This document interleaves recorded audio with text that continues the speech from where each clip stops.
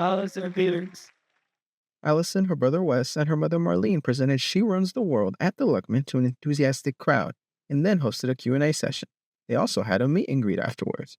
But before that, we got a chance to sit down with Allison herself, talked about her film, opening up to the world, and more. We're here with a 7-time gold medalist, one of the most decorated track and field athletes of all time. ESPN listed her as one of the 100 greatest athletes of the 21st century, advocate, and entrepreneur. And now you're in the documentary space. Allyson Felix, thank you for being here. Oh, thank you for having me. Of course, I'd go on along with the resume, but we do not have time. You're a pretty impressive one. But I do want to start here. You are here for your documentary. She Runs the World, right? You've been on this tour for around a year or so. You started last June at Tribeca. What's the tour been like for you so far? It's been really great because right now we are bringing the film to universities and colleges. And that's really been amazing to really come to this age group for students who, have their future ahead of them. And hopefully this serves as a little bit of inspiration. And you said you were at other colleges. I know you were at your alma mater recently, not too long ago at USC. I know there's a family connection here with Cal State LA. What drew you here to our campus? Which, first of all, thank you for all of us giving us the opportunity. Well, of course, I'm from LA, so that just the deep roots here, and then my mom here, my aunt here, and so having those family ties as well is very special to be able to come back to this community. And so I'm really honored to bring the documentary here. Of course, thank you. Now, I do want to talk about the documentary. That is what you're here for. She Runs the World. You are obviously, as an athlete of color, as a woman, everything around you, you get put under a microscope a lot. And this documentary is very personal. There's a lot of vulnerability here. What made you decide to open up and let us take that step in? Yeah, I mean, it definitely was outside of my comfort zone. I would be a pretty private person, but I think, it's just a story that's bigger than me. And I think that's really what pushed me forward. I think a lot of people can see themselves in me, a lot of women, I hope, who have been through, a difficult time. And so I hope that it is an encouragement. I hope that it serves as a source of inspiration as well, that you can use your voice, even in difficult times. You talk about using your voice in difficult times. I know parts of the documentary, it focuses on that pregnancy that you dealt with, those complications. What was that filming experience like for you? Yeah, I mean, just reliving those moments of, having preeclampsia, it's, delivering my daughter 2 months early and spending time in the NICU, all really challenging times. But I think as I share it, I realize that a lot of families have gone through something similar. And I think it's really important to raise that awareness. You talk about raising awareness and a lot of families going through these issues. I know you were on the Perry Pelt show not too long ago. I know that she worked on the documentary as well. She brought up how you discussed advocacy was never really something you wanted to focus on. You just, like in your words, you put your head down, and you just run. Now that you have children, though, does that mindset change at all? Now that you have a daughter, I know you have a son as well. Yeah, absolutely. I mean, I am an introvert by nature, and I've always, kind of shied away from, anything really public facing. But going through this and realizing, how difficult it was, and just in sharing, that I hope people don't feel alone. And like you said, being a mother now, it gives me a whole new perspective, and I can deal with some of the hard parts because I think about my daughter and the world that she's going to grow up in and what I want that to look like. You talk about your daughter and the world that she wants to grow up in.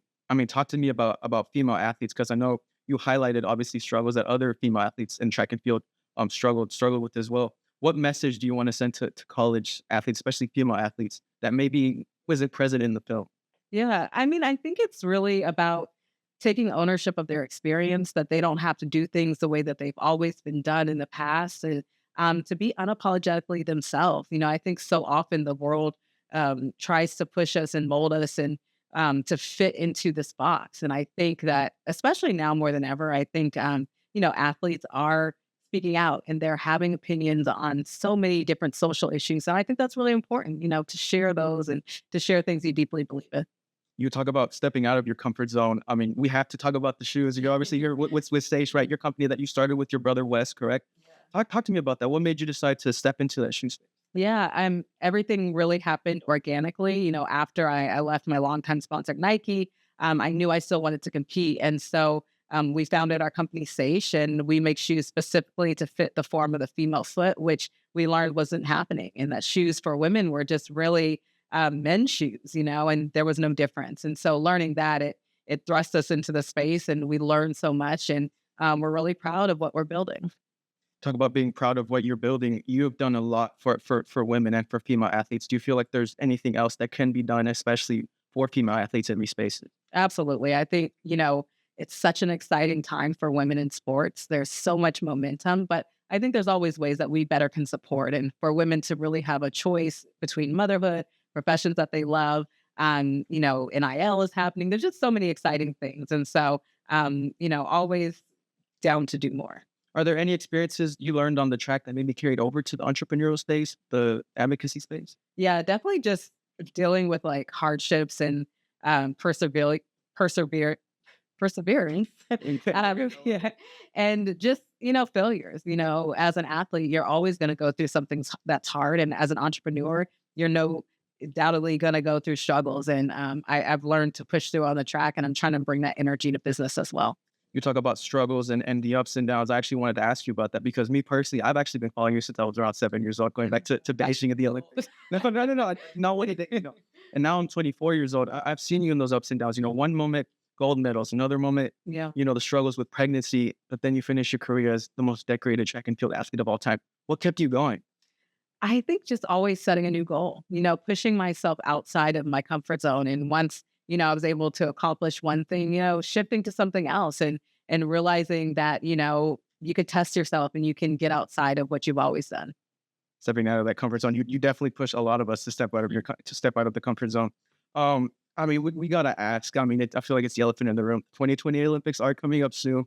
Can we expect you to have any involvement? Even if it's not on the track, at whatever it may be. Yeah, right now I sit on the board of LA28, and so I'm a part of the organizing. And so I'm super excited with, just bringing the Olympic Games to my hometown and for just Angelinos to be a part of the experience and the whole world to be able to see the games up close. So I will definitely, be there. You can be honest. There's a part of you wish you were running. We can be honest.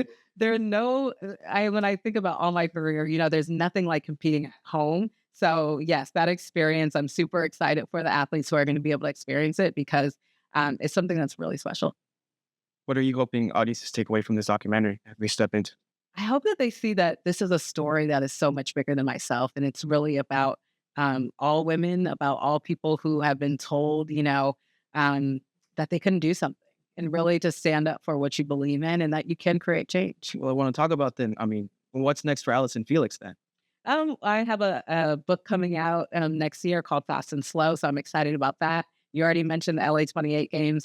I'm really excited that that's coming up, and I'm continuing to grow my company, Station. I also have a company called Always Alpha. That is a management firm where we represent female athletes. So keep on. What's that been like? The management? Yeah, it's been amazing. For me, it's really a legacy piece to be able to pour into female athletes and the prime of their career and to be able to give them some of the wisdom that I learned throughout my career. And so I'm excited with it. And it's going really well. I think if anyone were to ask me if I were a female athlete, who would I want to manage me, you'd be at the top of the list if I'm being honest with you. I think you would be you are absolutely the perfect person to stand up, like you said, and be that person for them. And I do think not just female athletes in general, I think all athletes in general are grateful for what you continue to do for them and what you will continue to do for them. That means a lot. Of course.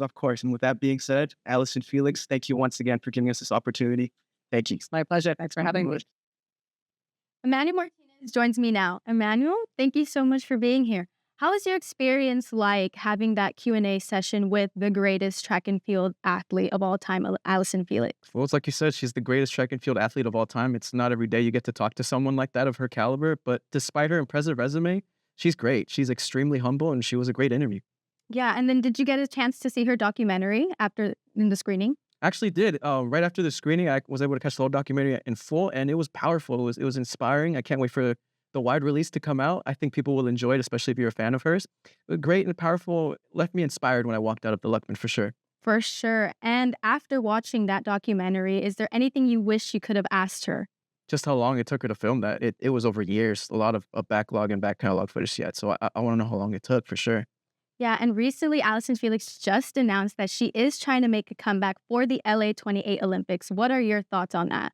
I'm not too surprised. A little, of course, because we all didn't think she'd come back. But when I asked her the question, I felt that itch definitely in her when I asked her about coming back to the LA 2028 games. So not too surprised, but I'm excited. I'm a fan of hers. Been watching her since Beijing, so I can't wait. Can't wait. Yeah, and going into these type of interviews and these type of sit down, what is your approach when you are tackling somebody like Allyson Felix? How do you prepare for that? Just doing my research and honestly, just treating her. I mean, she's not like every other person, but just treating her just like anybody else. Because at the end of the day, she's just like us. Yeah, for sure. Thank you so much, Emmanuel.